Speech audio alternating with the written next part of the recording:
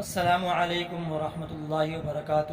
Viewers, امید ہے آپ خیریت سے ہوں گے اور رمضان المبارک کے لطف و کرم سے محظوظ ہو رہے ہوں گے۔ رمضان المبارک میں قرآن شریف کا پڑھنا ایک بہت بڑی عبادت ہے اور بہت بڑی فضیلت کا کام ہے، اور قرآن شریف میں سجدہ تلاوت بھی آتے ہیں تو تقریباً تعداد کے اعتبار سے 14 ہوتے ہیں۔ تو سجدہ تلاوت کرتے وقت سجدے میں کیا پڑھیں؟ سجدہ تلاوت کرتے وقت سجدے میں کون سی دعا پڑھنی چاہیے؟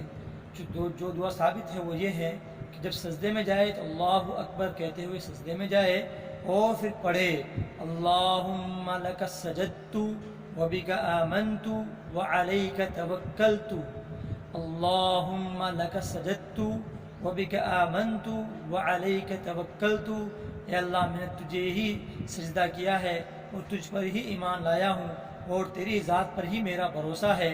یہ دعا کم سے کم 3 مرتبہ سجدہ تلاوت کرتے وقت پڑھنا چاہیے۔ ایک دفعہ پھر سن لیں، اللہم لک سجدت وبک آمنت وعلیک توکلت۔ سجدہ تلاوت کرتے وقت یہ دعا پڑھنی چاہیے۔ السلام علیکم۔